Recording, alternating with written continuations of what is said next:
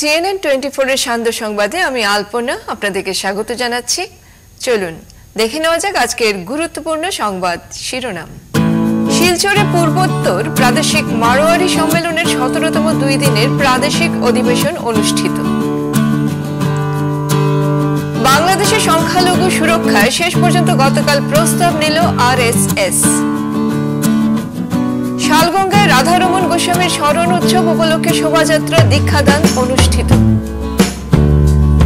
পাথারকান্দির মইনা বাইপাসে ভয়াবহ সড়ক দুর্ঘটনা, কাঠ ব্যবসায়ীর মর্মান্তিক মৃত্যু, অটোচালক আশঙ্কাজনক।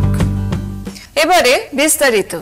শনিবার বিভিন্ন কর্মসূচির মধ্য দিয়ে শিলচরে প্রথমবারের মতো পূর্বোত্তর প্রাদেশিক মারোয়ারি সম্মেলনের 17তম প্রান্তীয় অধিবেশন শুরু হয়। এদিন সকালে রংপুরের সাগরিকা রিসোর্টে মারোয়ারি সম্মেলন শিলচর শাখা ও মারোয়ারি সম্মেলন শিলচর মহিলা শাখার উদ্যোগে এই সম্মেলন পতাকা উত্তোলনের মাধ্যমে শুরু হয়। তারপর প্রদীপ প্রজ্বলন অনুষ্ঠানে পূর্বোত্তর প্রাদেশিক মারোয়ারি সম্মেলনের প্রদেশ সভাপতি কৈলাস কাবরা, সাধারণ সম্পাদক বিনোদ লোহিয়া, মারোয়ারি সম্মেলন শিলচর শাখার সভাপতি মূলচাঁদ বৈদ, মন্ত্রী প্রবণ রাঠি, শিলচর মহিলা শাখার সভাপতি সুন্দরী দেবী পাটোয়া, মন্ত্রী হীরালাল আগরওয়াল, অভ্যর্থনা চেয়ারম্যান এবং প্রধান পৃষ্ঠপোষক বুধমল বৈদ, অভ্যর্থনা মন্ত্রী প্রদীপ সুরানা, সহ পৃষ্ঠপোষক মহাবীর প্রসাদ জৈন, সহ পৃষ্ঠপোষক বিমল গোধা সহ রাজ্য নির্বাহী কমিটির কর্মকর্তারা উপস্থিত ছিলেন। অখিল ভারতীয় মারোয়ারি সম্মেলনের জাতীয় সভাপতি শিব কুমার লোহিয়া, জাতীয় সাধারণ সম্পাদক কৈলাসপতি টোডিও এই সম্মেলনে অংশগ্রহণ করেন। সন্ধ্যায় শহরের রাজীব ভবনে একটি প্রকাশ্য অধিবেশন, সংবর্ধনা ও সাংস্কৃতিক অনুষ্ঠানের আয়োজন করা হয়। স্থানীয় রাজীব ভবনে অতিথিদের প্রদীপ প্রজ্বলনের মধ্য দিয়ে অনুষ্ঠানের সূচনা হয়। পরে মহিলা শিল্পীরা গণেশ বন্দনা পরিবেশন করেন। এদিন অনুষ্ঠানে মারোয়ারি সমাজের বিভিন্ন ক্ষেত্রে নেতৃত্ব প্রদান করা ব্যক্তিদের সংবর্ধনা জানানো হয়। ये और हमारे लिए पहला काम है, कुछ गलतियां भी हो सकती है, इतना बड़ा आयोजन समाज के समक्ष रखना हमारे लिए चुनौती था। लेकिन कैलाश जी काबरा हमारे पूर्व के अध्यक्ष, उन्होंने जब एक बार ऐसे ही मजाक में पूछा तो हमने कहा शिरकत कर लीजिए, हमारा दिन तो बहुत बड़ा है, कर लीजिए, हम लोग तैयार हैं। लेकिन ये सोच के कीजिएगा, आने का रास्ता है 12 घंटा से 20 घंटा का है, ये सोच के कीजिएगा आने वाले कितने आ सकते हैं। हमें उम्मीद 300 सदस्यों की थी, लेकिन 250 से बाहर हमारे सदस्य पधारे हैं, मातृशक्ति पधारी है। मैं सभी को पुनः एक बार बहुत बड़ा स्वागत करता हूँ। शिलचर संस्था के बारे में बात ऐसा है, शिलचर संस्था एक सोई हुई संस्था थी, कैलाश जी ने उसमें ऊर्जा भर दी। हमारे मेंबर्स नाम मात्र मेंबर थे, जो आज हमारे 150 मेंबर है, और हमारे 150 मेंबर नाम मात्र मेंबर मतलब 26 मेंबर थे हमारी संस्था में, वो भी सोई हुई संस्था थी। लेकिन मारवाड़ी समाज का नाम यहाँ लोकल के अंदर रखने के लिए हमारी संस्था जो भी थी वो इतनी सक्षम और इतनी मजबूत थी कि वो कहीं भी अपने मारवाड़ी समाज का नाम नीचा हो जाए, इस बारे में कभी भी चिंता नहीं था। हमारा मारवाड़ी समाज का नाम यहाँ बना रहे, इसी काम में 26 मेंबर हो सकते हैं, लेकिन समाज पूरा मेरे साथ था, इसलिए उस काम को करने में कभी हमें तकलीफ नहीं। आज हमारे 150 से ऊपर हमारे मारवाड़ी सम्मेलन के मेंबर है, अभी कुछ ही दिनों में बने हैं। और कैलाश जी की प्रचेष्टा से यहाँ महिला समिति की शाखा खुल गई, करीमगंज शाखा खुल गई, आज 2 शाखाओं का और भी यहाँ पर घोषणा होने वाली है। नाम मैं बता देता हूँ, बाकी कैलाश जी काबरा अपने नेतृत्व में बताएंगे।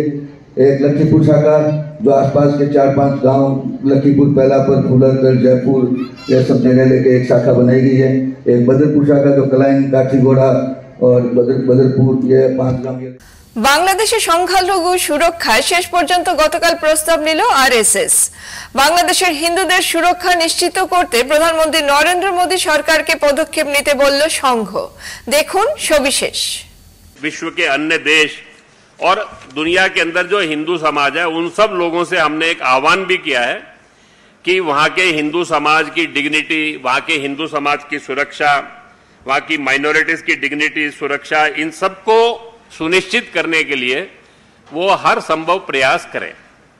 इस सारी दृष्टि से हमने एक call to stand in solidarity with Hindu society of Bangladesh, Bangladesh के हिंदू समाज के साथ और वहां के अन्य अल्पसंख्यक समुदायों का जो मानवाधिकार हनन, हिंसा, ये जो सब विषय वहां हुए हैं, और उनका एक एग्जिस्टेंशियल क्राइसिस का जो इशू आकर खड़ा हुआ है, और इस सारी स्थिति के अंदर जो इंटरनेशनल फोर्सेस पीछे अपनी भूमिका अदा कर रही हैं, इन सब के प्रति देश को, समाज को अवेयर भी रहना, जागरूक भी रहना, और ये वहां के हिंदू समाज की सुरक्षा और वहां के हिंदू समाज का सम्मान, ये सब गरिमा जो है ये सुनिश्चित हो, इस सारी दृष्टि से, और वहां उसके लिए अंतर्राष्ट्रीय फोरम, भारत सरकार, हिंदू समाज सब मिलकर प्रयास करें, ऐसा एक प्रस्ताव बांग्लादेश की आज की हिंदू समाज की जो परिस्थिति है, माइनॉरिटीज की जो परिस्थिति है, उसको लेकर हमने एक सीमित विषय के ऊपर प्रस्ताव पारित किया है। রবিবার শালগঙ্গায় রাধারমণ গোস্বামীর স্মরণ উৎসব অনুষ্ঠিত হয়েছে। টিকল রোডে গোপাল আখড়ার পাশে উৎসব আয়োজিত উৎসবের উদ্যোক্তা ছিলেন শালগঙ্গা ও উধারবন্দ রাধারমণ উপাসনা মণ্ডলীর সদস্য ও সদস্যরা।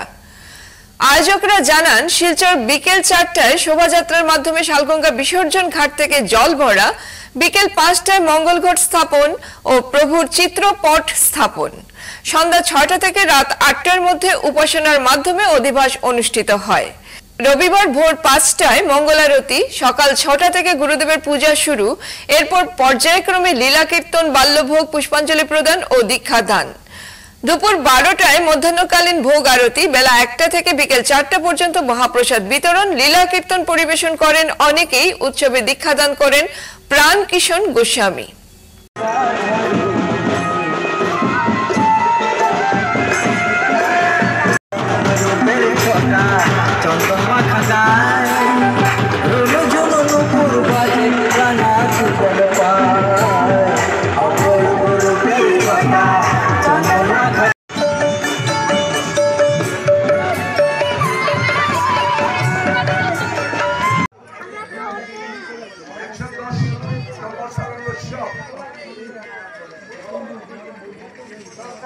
মানে হইল প্রভুপাদ রাধারমণ গোস্বামী যুগ 1322 বাংলা 1911 পূর্ণিমাস বৃহস্পতিবার উনার জন্ম।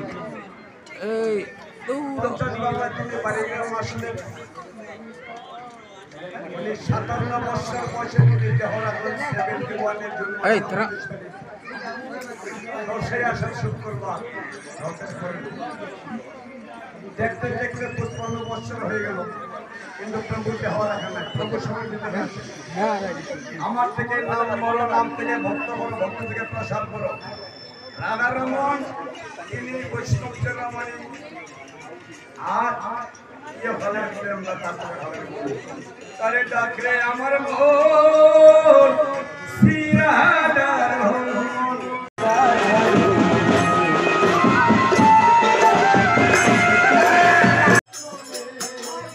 পাথারকান্দির ময়না বাইপাস সড়ক শনিবার সকালে পরিণত হয় মৃত্যুকূপে।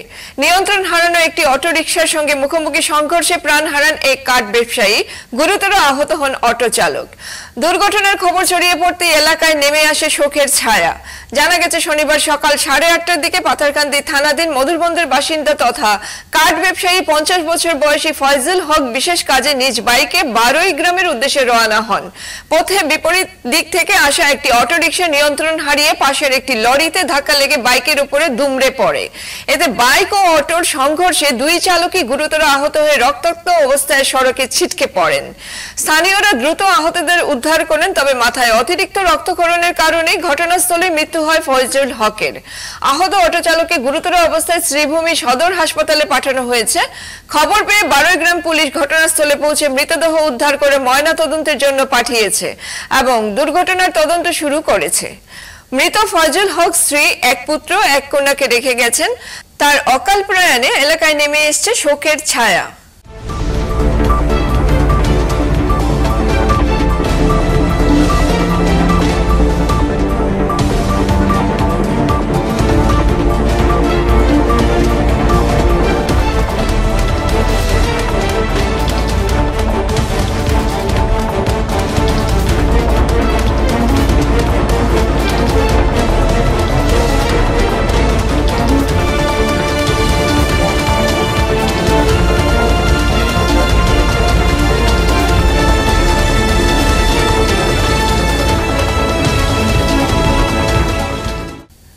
আজকের বিস্তারিত সংবাদ এখানেই সমাপ্ত হলো। নমস্কার।